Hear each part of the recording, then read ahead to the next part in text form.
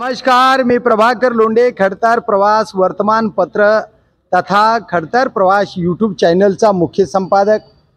आज आपण नगरपालिकेच्या प्रवेशद्वाराच्या समोर आलेला आहे। धाराशिव नगर परिषद धाराशिव या कार्यालयामध्ये आलेलो आहोत। याचं कारण असं की आज मॅडमचा आगळा वेगळा सत्कार झाला आहे। मागटल्या 2-3 महिन्यामध्ये रोड नाल्या खराब झाल्या म्हणून रस्त्यावर लग्न झालेले मोर्चे या नगरपालिकेमध्ये आलेले आहेत। म्हणजे वसुधा फड मॅडम निष्क्रिय मॅडम आहेत अशा पद्धतीची वल्गना पूर्ण शहरामध्ये होत आहे आणि बरेचसे कामं रखडलेले आहेत, पण काही भागामध्ये कामं झालेत अशा पद्धतीचं या महिलांचं मत आहे। काही नाल्या झाल्यात, काही नाल्या झालेल्या नाहीत। उर्वरित नाल्या तात्काळ कराव्या या अनुषंगाने या महिला इथं आल्यात। नेमकं कोणत्या भागातल्या आहेत, काय कामं झालेत ते आपण त्यांना विचारूया। काय मॅडम, कामं चांगली झाली? शिवाजीनगर सांजा रोड इथले काही नाल्या झालेल्या आहेत, काही झालेल्या नाहीत। मग ज्या नाल्या झालेल्या नाहीत किंवा रोड झालेले नाहीत त्यामुळे आम्ही आलो। आता पुरुष कुठेही लघवी बसतो, पण स्त्रियांना लघवी बसण्यासाठी भोसले हायस्कूल बार्शी नाक्यापासून ते नगरपालिकेपर्यंत, इकडे शिवाजी महाराज चौकापासून ते सेंट्रल बिल्डिंग पर्यंत कुठची व्यवस्था नाही। मग या व्यवस्थेसाठी तुम्ही मॅडमला काय म्हणा?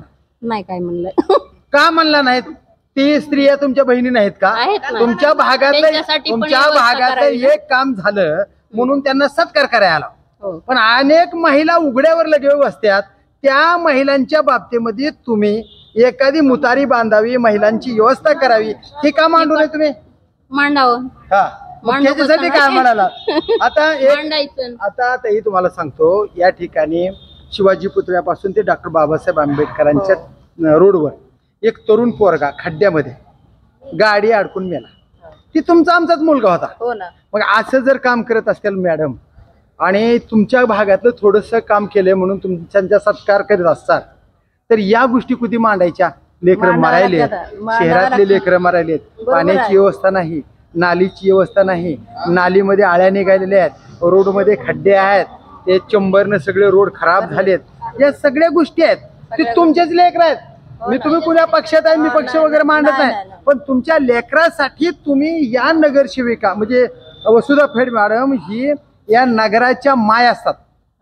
शिव म्हणजे पूर्ण ह्या नगराच्या मालकीन आहेत, एक आई आहेत आणि या नगराचा विकास करणं त्यांच्या हातात आहे। तुम्ही सत्कार केला याच्याबद्दल अभिनंदन, पण सत्काराबरोबर हे बी सांगा की शहरातल्या खड्ड्यामुळे लेकरं मरत आहेत। आता तुमच्याच भागामध्ये ते कचऱ्याचा डेपो आहे। आज एक आंदोलन झाले धाराशिव मर्दानीच्या त्या चौकामध्ये की या कचऱ्यामुळे श्वासनाचे त्रास व्हायलेत, लेकरावर रोग व्हायलेत। भारत विद्यालयामध्ये लहान लेकरं जे आहेत त्या लहान लेकराला श्वासनाचे आजाराचे त्रास व्हायलेत, त्याच्याबद्दल बी तुम्ही बोललं पाहिजे।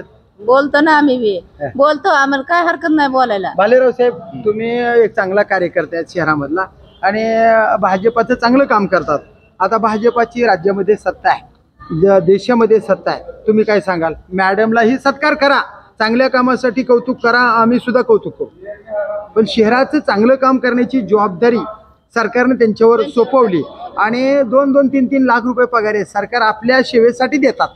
त्याच्यामुळे तुम्ही काय सूचना कराल पुढल्या वेळेस? नाही, कसं आहे माहिती आहे का, मॅडमनी भरपूर नाही केलं असं नाही, भरपूर कामं चांगली केलीत त्यांना। म्हणजे असं काय त्यांच्याकडून राहिली असेल आपण ते मान्य करू, पण जवळजवळ 75% कामं तर त्यांनी केलेलीच आहेत।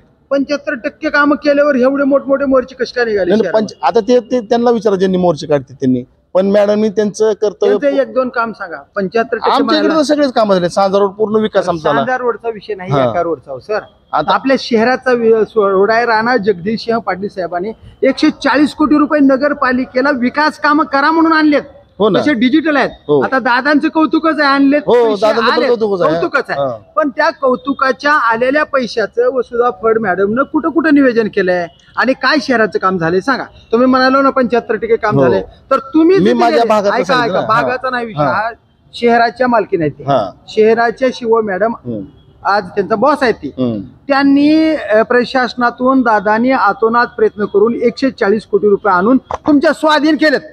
मग ते स्वाधीन केलेले पैसे तुम्ही कुठं कुठं वापरलेत, काय काय कामं चालू आहेत, शहरामध्ये किती रोड चालू आहेत, किती नाल्या चालू आहेत, मुतारे आहेत का, महिलांची सोय आहे का, लाईट आहे का, पाणी आहे का, वेळेवर मिळतंय का, खड्डे साफ आहेत का, या सगळ्या गोष्टीतलं एक काम सांगा.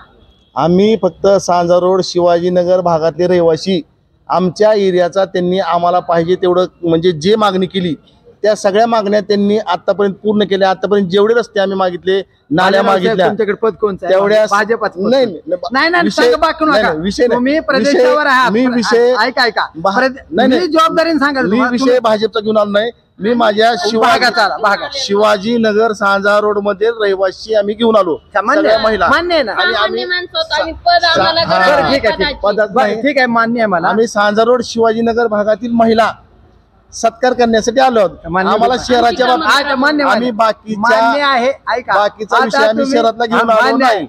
बाकीचा विषय चॅनलच्या माध्यमातून राणा जगदीश सिंह पाटील तुळजापूरचे आमदार आणि धाराशिवचे नेते म्हणून तुमच्या माध्यमातून मी त्यांना सूचित करतो की तुम्ही प्रदेशावर आहात, भाजपाच्या आहे ना, सदस्यपदी आहात.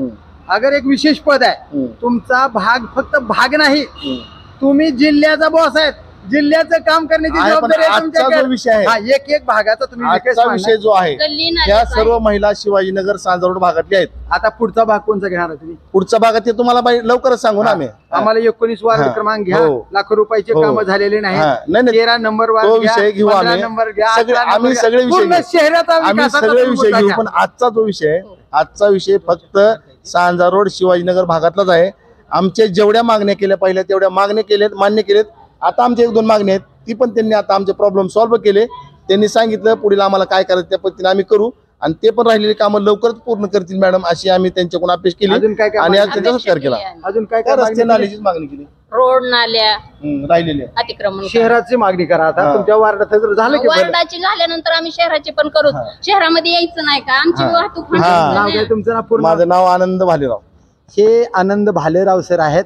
अत्यंत चांगल्या पद्धतीनं त्यांच्या भागातलं काही प्रमाणात वसुधा फड मॅडम यांनी काम केलेलं आहे.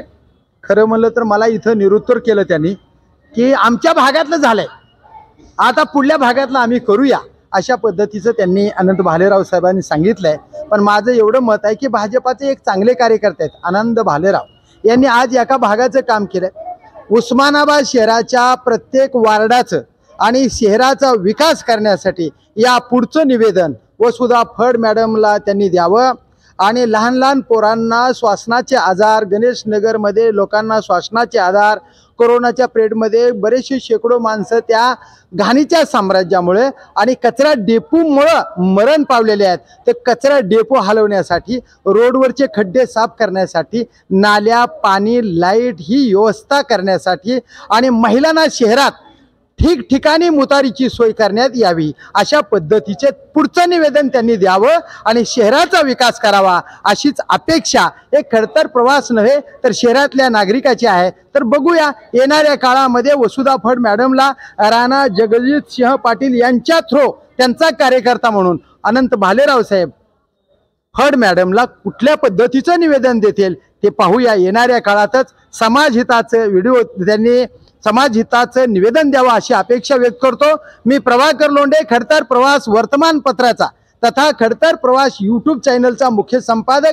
या चॅनेलला सबस्क्राईब करा, शेअर करा, लाईक करा, बेल आयकॉनचं बटन दाबा आणि असेच वेगवेगळे समाजहिताचे व्हिडिओ पाहण्यासाठी खडतर प्रवास यूट्यूब चॅनल सबस्क्राईब करा. धन्यवाद. धाराशिवकर. जय हिंद, जय महाराष्ट्र.